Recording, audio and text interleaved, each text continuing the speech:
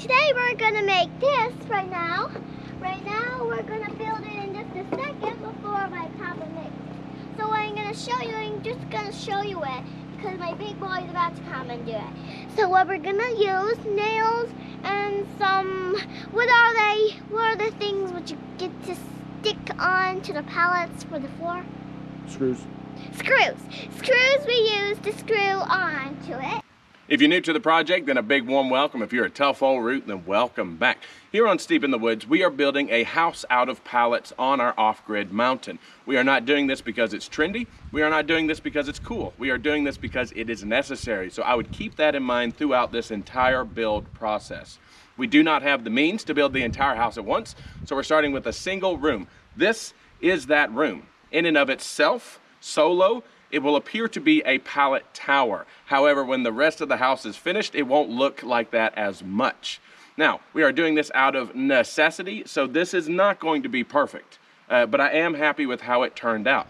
If this was not a tower room, I would have built the floor slightly differently, but we needed to put a little bit more effort and a little bit more supplies in it so that it would hold up to the weight that's going to be on top of it. So buckle up, boys. Here's a time lapse of building this floor.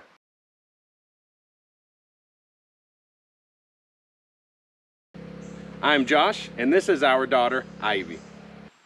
I'm Celia, and this is our son, Hamish.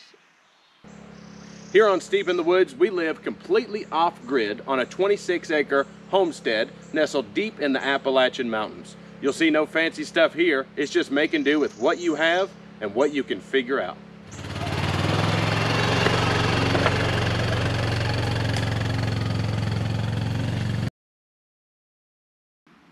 So the first thing that I will tell you is that building with pallets is extraordinarily difficult.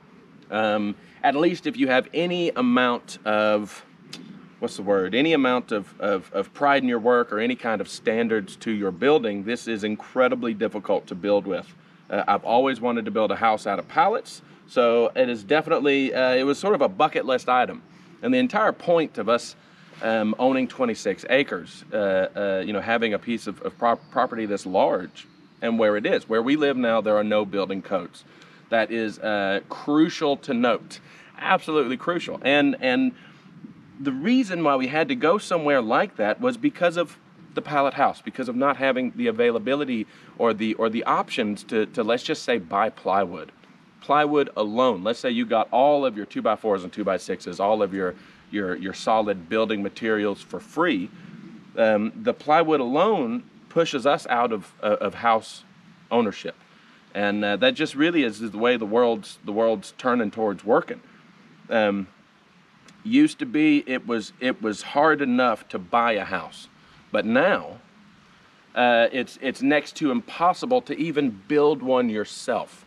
So we moved somewhere with no code so we could do something similar to this. I will tell you, it is extraordinarily difficult to keep a high standard of construction when building with pallets. So first off, there's a little over a ½ inch difference between the smallest of these 12 pallets and the largest. That would lead to some extraordinarily large gaps. So what I did was I measured each and every pallet, and I knew that this floor is 4 pallets wide and 3 pallets long. So I measured all 12 pallets and then grouped them in groups of 3 based on the closest measurement. So instead of just throwing it together willy-nilly and having ½ inch or plus gaps, in random sporadic places, we were able to condense that through math and through sorting to less than $1/4 inch. And that was crucial for me. I wanted it to fit together. I wanted, you want it to look like you know what you're doing. Even though I'm not saying that I do, it was important to me to have some amount of building standards. However, pallets are extraordinarily sturdy. I've worked as a forklift driver for many, many years, and I will tell you, pallets are some of the toughest darn things in the world. And they actually turn out to be tougher than a stick-built house. There are means and methods for that, which I don't know if we have enough time to delve into on this video.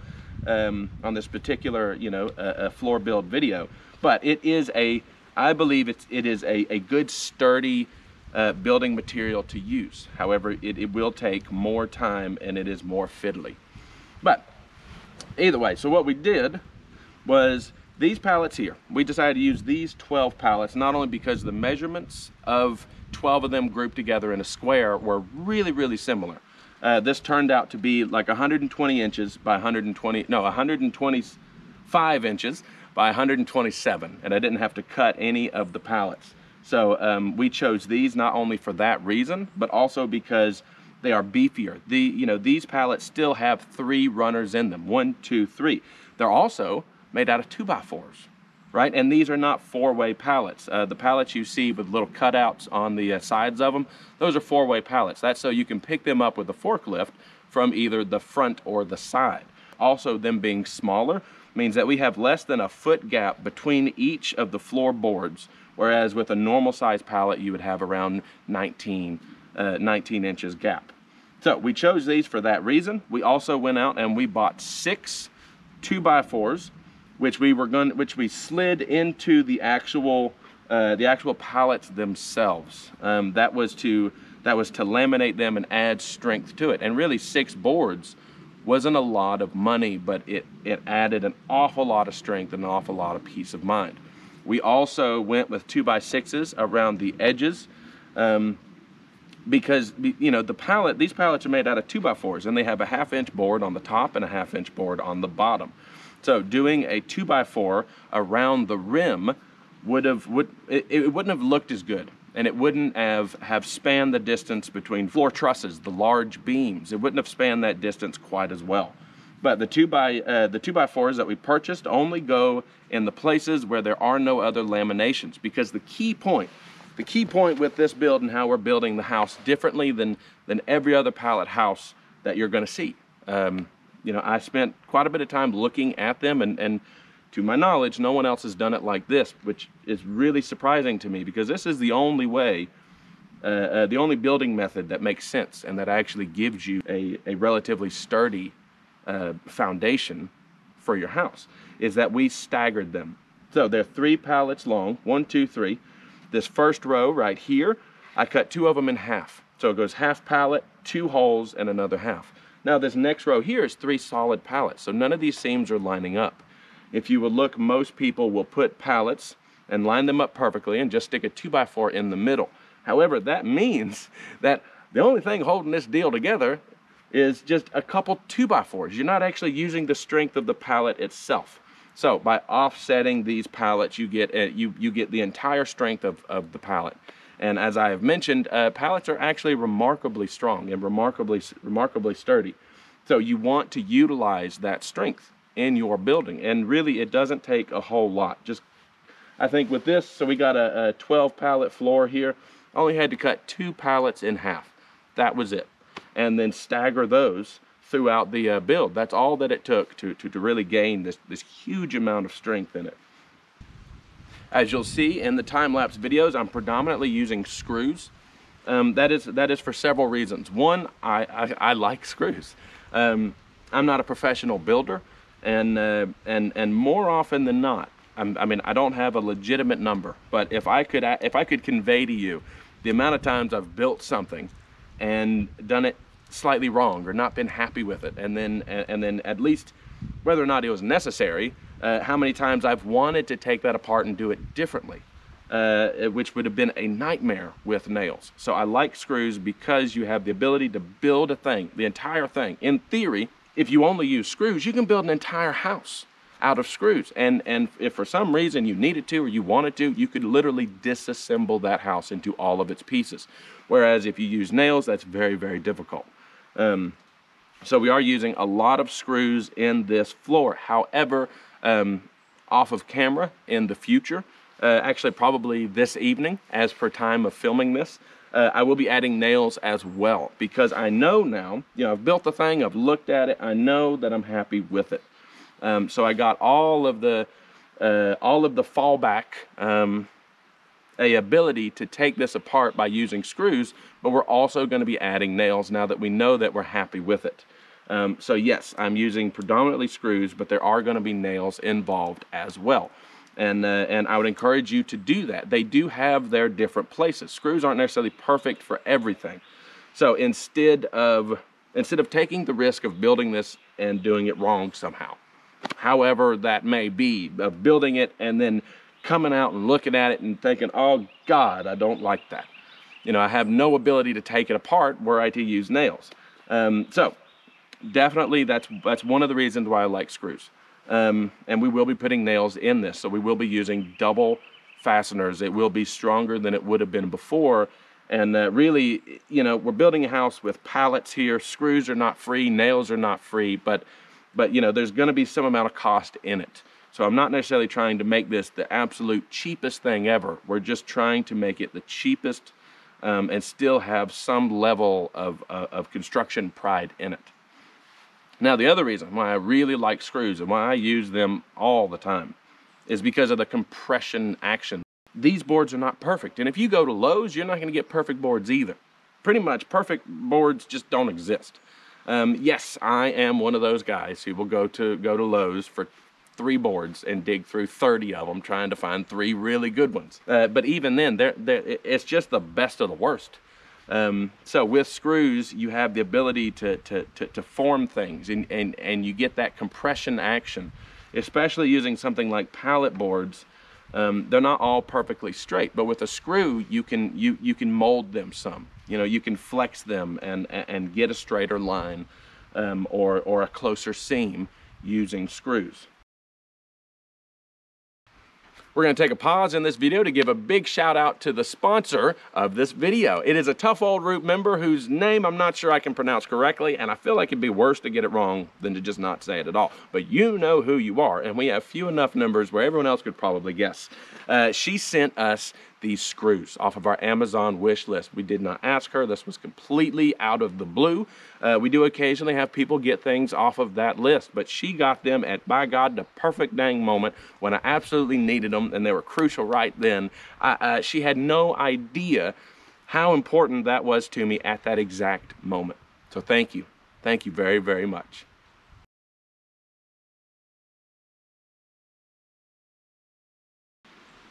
So we use those screws to attach our pallets to our 3 large beams. I put 4 screws per junction, which is 2 screws per actual board that contacts this beam. I pre-drilled holes, and then I also got a larger drill bit to countersink these screws, just to give us as much bite as possible. So I went down about 1 inch. One of our next steps is to attach the cables from our anchors to the actual beams, and I want as solid of a connection there as possible. I want these beams to be permanently mated to the house itself. That way the anchors can do their job, and that way the house is as sturdy as possible. I may also get some brackets later and add those in, but really the screws right now, they're more than enough. The brackets would just be overkill. However, for the cost, I may overkill it. So that is why we did those. Yes, you can toenail screws, you can toenail nails, you can do any of that. I never really liked doing that. If possible, I avoid it. And thanks to that Tough Old Root member, I was able to avoid it and go straight through the board itself, giving us a much more sturdy connection and a lot less, make it a lot less likely to get cracks in our boards themselves.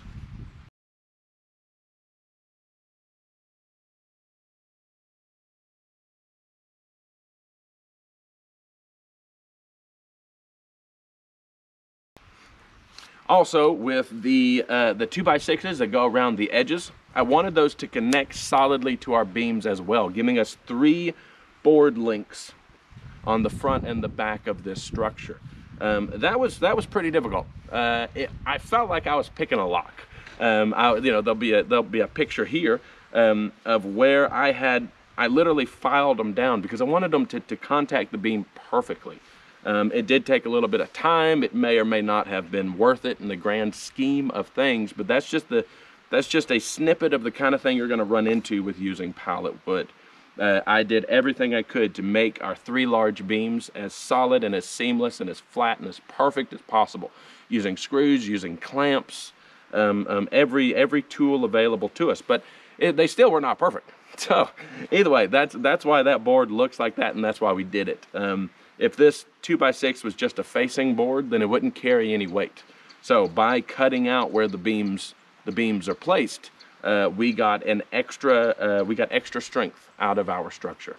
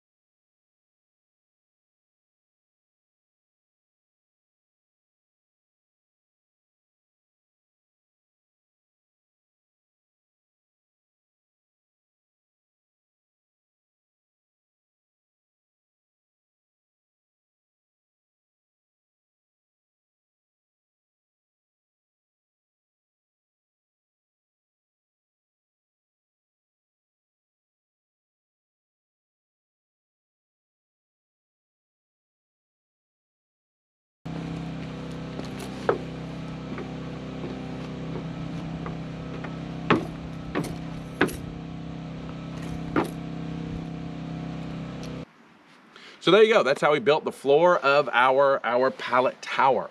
The way that we did it, you can completely do it a different way. It's 100% possible to laminate your own boards out of pallet wood and not go out and buy, you know, store-bought lumber to intermix with your pallet building. But that gave me a lot of peace of mind, and if you're going to build a 2-story house, a pallet tower, I would encourage you to do this because your floor is absolutely crucial. If you're building a chicken coop, a workshop, a single level house, it's probably not necessary, but I felt like it was necessary for us here. Now, this build is going to be very interesting, even if you don't like it, even if it's not perfect, even if it don't work. It'll be interesting. So I encourage you guys to come along for the full process, to join the journey with us here on Steep in the Woods. And as always, remember, if you like what you saw, hit that button. If you're new to the project, hit that other button. You help support the project, there are links below. Until next time here, Steep in the Woods.